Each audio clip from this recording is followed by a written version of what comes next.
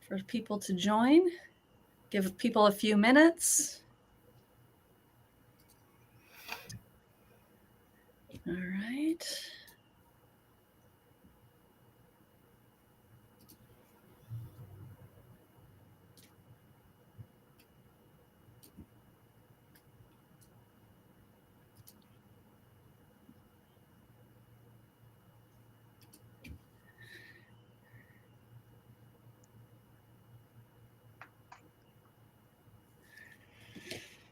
All right. Well, I have top of the hour here.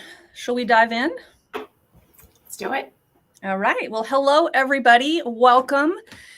This is Pelvic Floor Health and Menopause 101 with Genevieve. And we are here today with two amazing women who are doing the work of educating women all about menopause.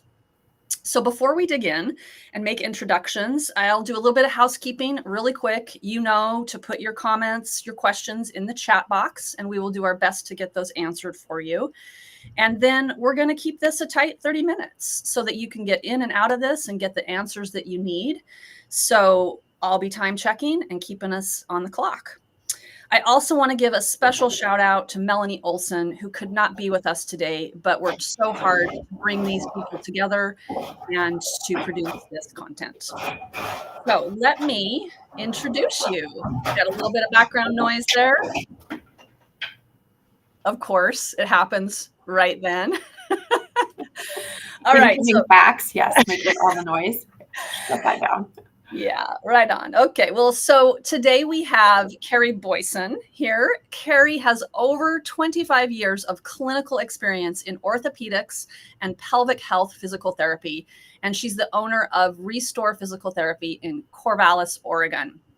Also, very importantly, Kerry has completed over 300 hours of education specific to pelvic health physical therapy, and that includes education related to menopause. So a true expert here on this topic. And she is joined by Stasi Kasianchuk.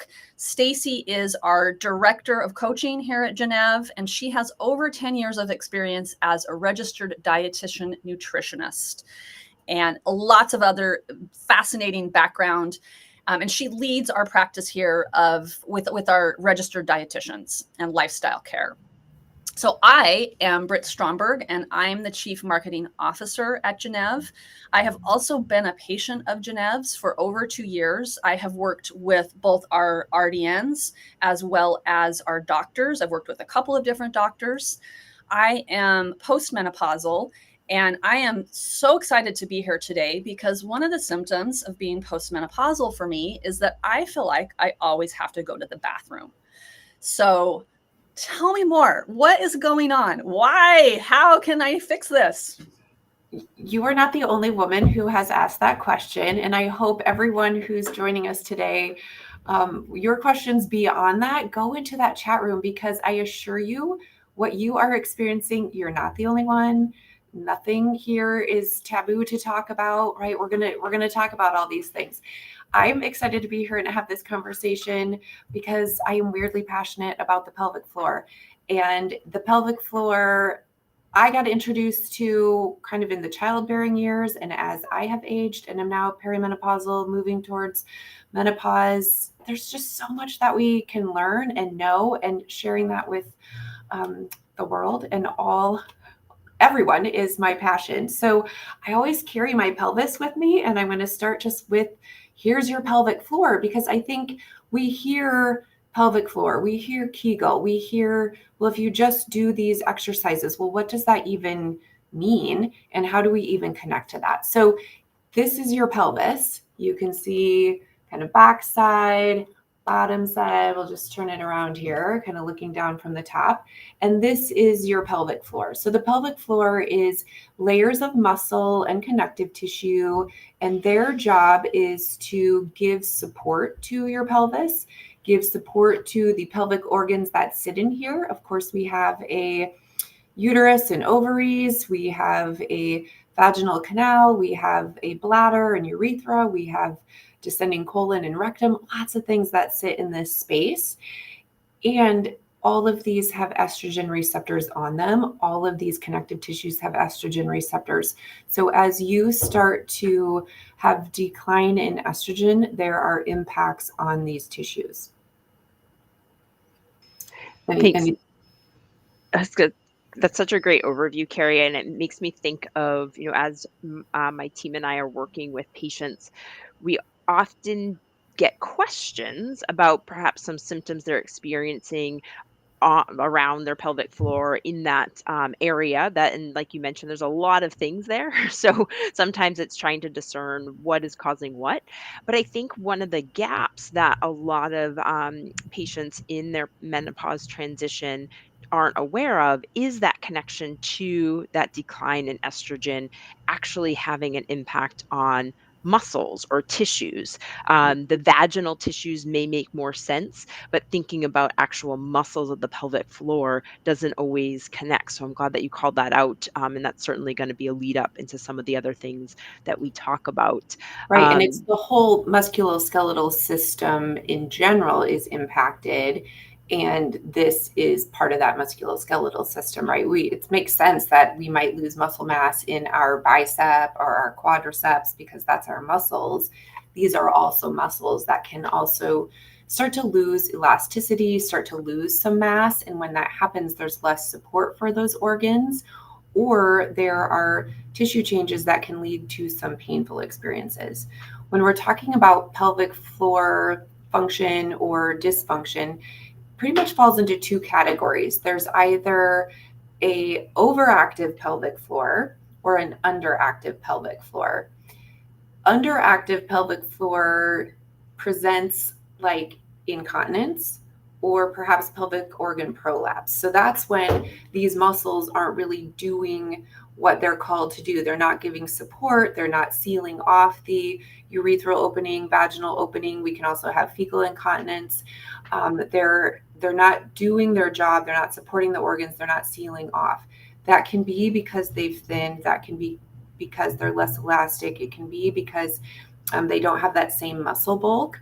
So there are hormonal influences that we can do menopause hormone therapy to improve tissue health. We can use a topical estrogen, or coming to see the pelvic floor PT, we talk about how do we exercise these muscles? How do we engage them properly? How do we get them to contract? How do we get them to relax? How do we get good blood flow to keep those tissues healthy? The overactive pelvic floor is often in response to a painful condition where perhaps there's been ongoing inflammation. There could be a history of inflammatory things happening, bladder irritation, even think about painful periods, endometriosis historically, where those muscles have just decided to be in a state of tension. Then add in some of those changes that happen with menopause. Now, all of a sudden, it burns to urinate. It is discomfort or pain with intercourse, and those muscles respond by tightening. So now we're in an overactive pelvic floor state. How do we identify that, and how do we get those tissues to relax?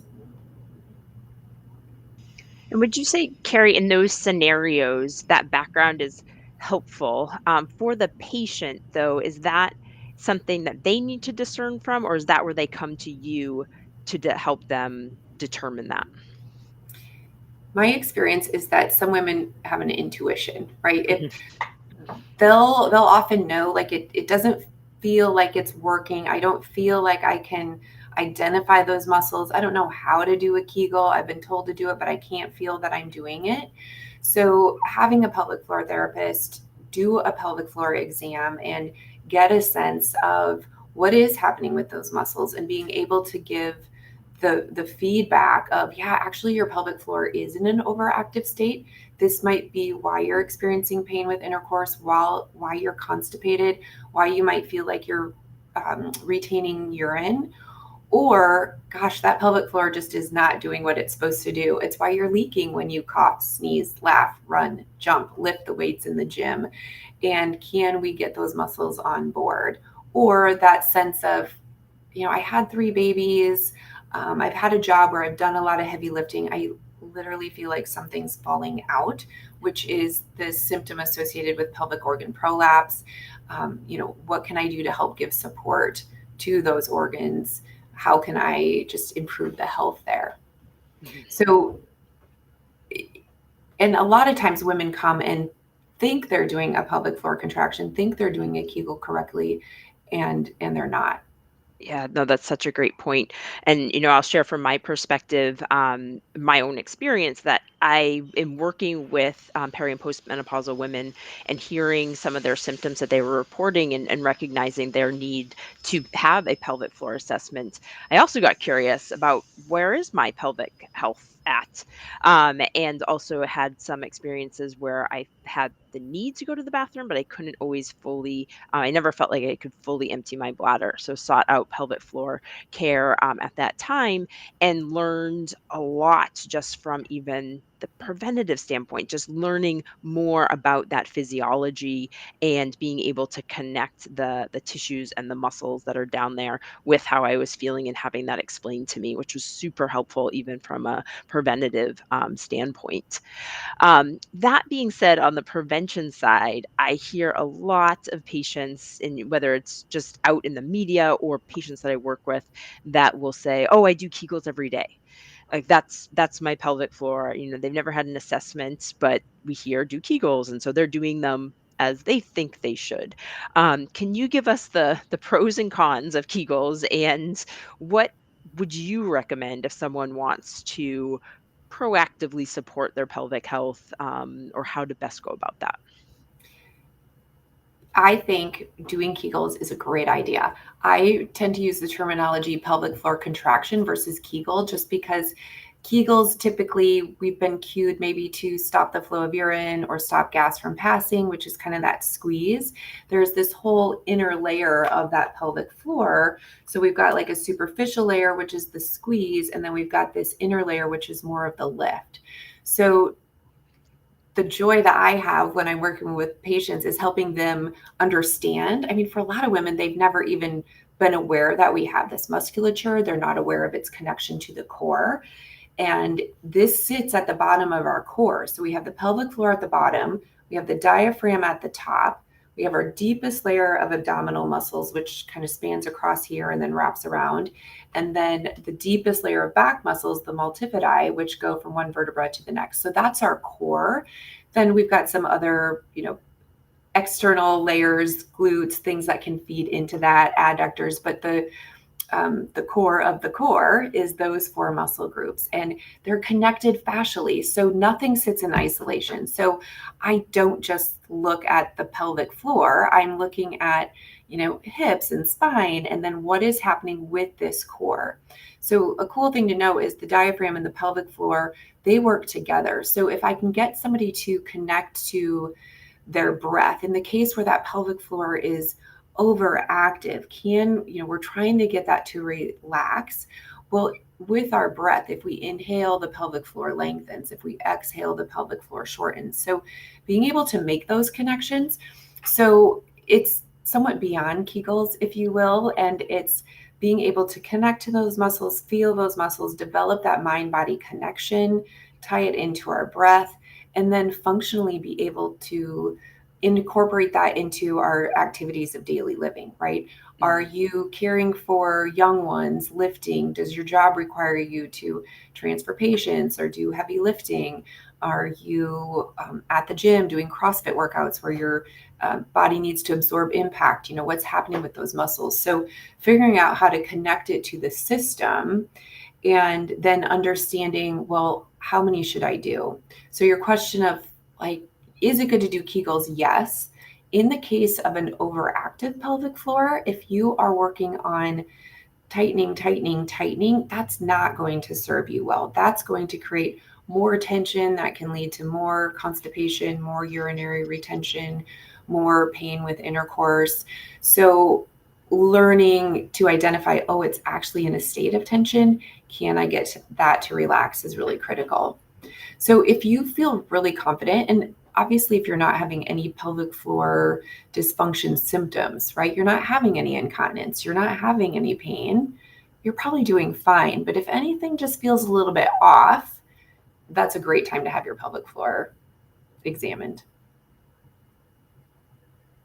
That's a great point. Well, you mentioned some of the lifestyle activities, which I think is important too, right? Sometimes people will say, okay, I'm doing my Kegels or I'm doing my pelvic floor exercises, done, check for the day. When really the goal is that pelvic floor, from what I understand from you, it's working all day long. Right. We want to think about incorporating that into other activities, which you talked about. How does someone think about that, and doing that when they're lifting groceries or even sitting down and getting up, some of these everyday activities or walking or running? Is that possible to do? Yes. And there's that fine line between obsessively thinking about your pelvic floor with everything you do, which of course that's my bias. And, I probably think about it more than the average Joe, but I like to cue women into, its job is to bring stability. Its job is to give support. It works with the core. So when you think about activities that you've been cued to engage your core, maybe that's with a lift of some sort or a push or a carry. Maybe that's with your abdominal crunch exercises from the gym. A lot of group exercise, they'll cue like engage your core. I say engage your pelvic floor, right? Pelvic floor comes online first, and then that core kicks in. So if you are, and then that tying to the breath. So on an inhale, I know my pelvic floor is lengthening. On an exhale, I want it to lift and shorten and give support. So I often cue people to just incorporate that into that lift at the gym with your breath. So on an inhale, you take your breath in, and then on the exhale, you engage your pelvic floor, do the move, do the exertion, right? So typically we're breathing out when let's say we're going to do an overhead press, we're going to like exhale as we do that. So engaging your pelvic floor. And with a lot of those activities, like I said, people have already been conscious about, I'm going to engage my core, which can feel like a drawing in of the abdominal muscles. That can actually work against you. So people will say, I leak when I'm at the gym. Okay, I'm doing a lift, on the press, I feel like I leak a little bit. Well, if you're engaging your pelvic floor and or holding your breath, it increases the intra-abdominal pressure, and that can create a pressure that can cause a leak. So can we counteract that by exhaling? And can we counteract that by engaging our pelvic floor?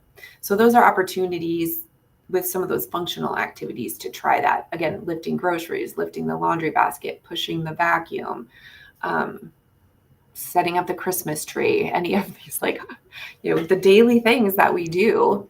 For me, it's like the dog food bag, hoisting that. Can I engage that pelvic floor, exhale as I do it? This is kind of blowing my mind that we're not connecting the pelvic floor muscles to the core. Yeah. I'm 51 and I'm just hearing this for the first time. So I feel like that's a pretty big moment here that I'm personally having, like, oh, okay. Cause you just got to add a little extra bit there down at the bottom. Right. And as we're sitting here, I can't help but talk about my pelvic floor and engage it. Right. When I'm saying this. And so people ask, well, how many do you do a day? I'm like, well, kind of all day long. When I'm educating other women about this, I'm thinking about it. But when you can feel that in your body, can't you, Brett? Like if I do a pelvic floor contraction, if I do a Kegel, if I think about that, my lower abdominal muscles, they kick in. I can feel those engage. But if I just draw my belly button in or just engage my abdominals, my pelvic floor is not really doing much. Like, how do we get those systems to work together for optimal benefit? This is the most fun part of my job, is being able to connect women to this and have those aha moments and make it all work. I would say it's not rocket science. It's just being able to engage. Mm-hmm. Yeah, I also just feel like there's a missing ingredient, and we don't need to get into why, but just that connection we're not talking about that. And And to your point, Stacey, women can do things, or women can stave off some of those symptoms that come as you go through the menopause journey much earlier with this knowledge. Yeah. Yeah. And I think the knowledge too, coming back to even, around some of Genev's mission of really filling that gap of knowledge. But when you know something, you have that like, oh, this is why I'm leaking. Oh, and there's something I can do about it. All of a sudden that there's a little bit less fear, right? There's a little bit more permission, there's a little bit more empowerment around that. And I think the pelvic floor for so many who may not be aware of it can be key to so many of their symptoms, and that they're going through related to their menopause journey, and just almost kind of open, like you said, Britt, blow your mind of Mhm, like, wait a second, mhm. this is all that's happening down here and can be supported, whether it's through physical therapy, whether it's through medications, combination, or so forth. Right. Mhm. I loved what you said, Stacey, about like it feels like as we're going through this journey, there's that piece. This is something we can control. So much of the menopause experience for me, this perimenopausal roller coaster, feels out of my control. It is out of our control, right? Our bodies are doing what they're doing as far as hormone levels changing. And I can't necessarily control that. For somebody who loves control, that's been a challenge. But knowing like, oh, I do have power through knowledge of my anatomy, how my body works, I do have some control over that. The other, back to the beginning, Britt, where you said, like, I feel like I have to go to the bathroom all the time. That just by doing Kegels, you're not going to correct that, right? Then we're talking about what is the tissue issue. Mhm. Oftentimes, my experience is some women, because they are now post childbearing, because they had a pap smear 5 years ago and it was fine, they're not getting gynecological exams. When I do the pelvic floor exam, I am looking also at the external genitalia, the tissue health. Like, I may be the first person to identify you're having some thinning of these tissues. That thinning, the dryness, the decreased elasticity, that is what's impacting these genitourinary symptoms, the burning, the potential pain with intercourse, the discomfort there. Like, there has been a tissue change, and there's great ways to support that. I think Stacey and I have talked, there's like multiple webinars that could come just out of what are we doing for that tissue health. But I think that's where the referral to the Genov providers, is a topical estrogen going to be beneficial? Most likely, yes, to Mhm. help plump up those tissues, to get some more estrogen back there. That alone can be helpful for the urgency feeling, the frequency feeling. There's non-hormonal topical options for just helping moisturize the tissues, lubricate those tissues. So it's a tissue issue, and then it is this like muscle control issue that both need to be addressed. Can you take both hormone replacement therapy and do the topical vaginal hormones? Yes, I am not a prescriber, but working with other providers, you can, topical estrogen can also be used because that's directly affecting the tissues. It's not having the systemic effects. Mm. So another, whether it's a patch or it's oral or it's a cream, other hormones can be on board also. Mhm. Yes. Okay. Yeah, and I think, it comes back to as well, again, the toolbox that we want to build and the multifaceted approach, that the impact of these hormones, and Carrie did a great job talking about and reminding us that, yes, there's estrogen receptors in these tissues, but there's estrogen receptors in all the muscle tissues. There's estrogen receptors throughout the body. And so we'd be naive to think that a decrease in estrogen is just impacting places on our body. And Mm. luckily, there's more conversations about that now around the learnings of the impact of that decline. But on the flip side, if that decrease in hormones is impacting systemically, it also requires a multifaceted approach to address all of the symptoms. And that's Mhm. where I think that collaboration with a pelvic floor physical therapist, your gynecologist that has menopause experience, the dietitian that is going to help you target the lifestyle pieces, like really build that team, and Mhm. remind all everyone that's listening, that you or your partner who or your friend or your sibling that might be going through this does deserve that. I think oftentimes, especially in Carrie was even mentioning, if you haven't scheduled regular gynecological care, let alone any level of additional support for your health, it can feel hard to say, now I'm going to schedule this appointment. I'm going to ask this person for help and I'm going to commit to these things if it's not something you're used to. But again, I think, what we've talked about here today just really highlights how a team based approach is an investment in yourself and your future health. Mhm. Well, and accessing pelvic health physical therapy, I can't tell you how many times I have heard, wait, you're a physical therapist and you do what? And you're just knowing, like all of you listening today, now you know, if you didn't Mhm. before, there are pelvic health physical therapists. Mhm. In my practice, it's obstetrics and pelvic health, right? We are women kind of across the continuum. It is intimidating for somebody to come and have a pelvic floor exam. Like that can be, like what is going to happen? And so I love to educate women before they come. I also highlight it's not a gynecological exam. There aren't stirrups, there's no speculum. It's more comfortable. 99% of the time, somebody is walking out the door saying, that went way better than I thought. That was so amazing. Just the education around what is our pelvic floor, what does this mean for my life and how my genitourinary system, my GI system functions. Mhm. So if you have any hesitation, I would really encourage you to just step out in some confidence that it's really going to empower you. It's not going to be scary. Not all providers are created equal. Vet your provider, but there are we're pretty special pelvic floor physical therapists in what we do. Well, we have just a few more minutes. I haven't seen any questions pop up in the chat, so please do post those if you want Kerry or Stasi to answer those before we wrap up. Any other thoughts? Why were Stacey, we? I was going to ask you, so when you had pelvic floor physical therapy, were there any major aha moments? How did that, because you're not in your perimenopausal journey yet. I mean, I love to see women, postpartum start this foundation of Mhm. education. So where were you at in your journey and how was it helpful? And I will say I'm not in my perimenopausal journey that I know of, but as we learn, it's a continuum. So Right, there may right. be things that happening underlying. But I will, I like I mentioned, one other aspect was my mom, and she was in her 70s at the time, but she did have a prolapsed uterus and bladder.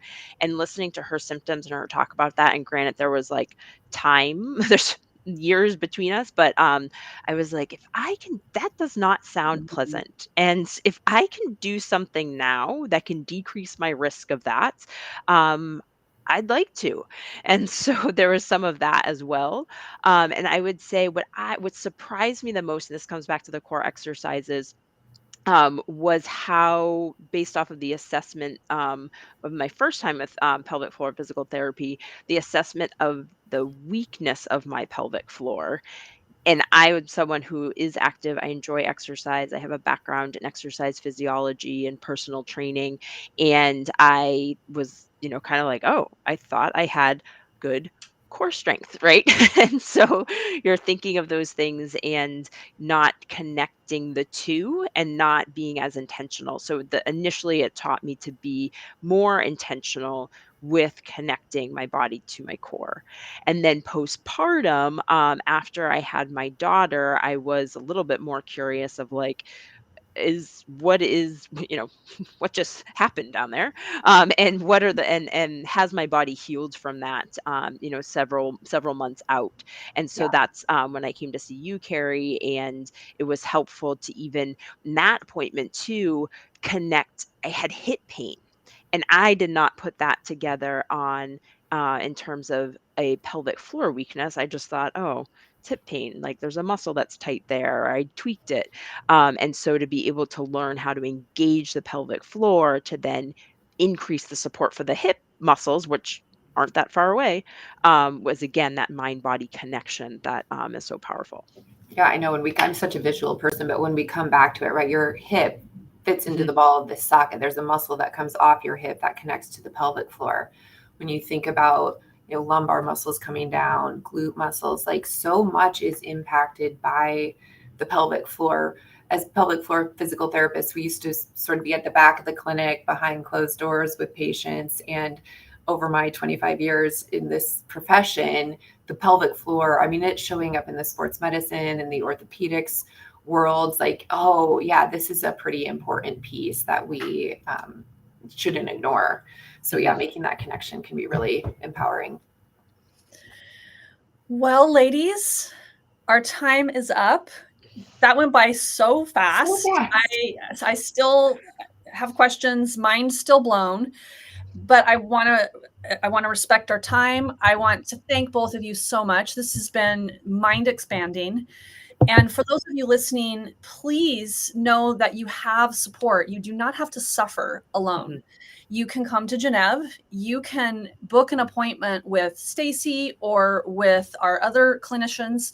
Usually in under a week, we can get you in. So whether you need to see a doctor or a dietitian or both, we're here for you. We also have an amazing Facebook community, and that is Menopause Solutions by Geneva.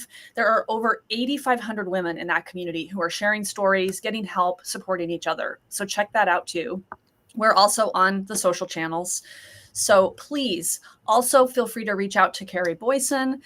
Thank you, both of you. This has been phenomenal. I hope our listeners have learned something new today, and have a fantastic rest of your day.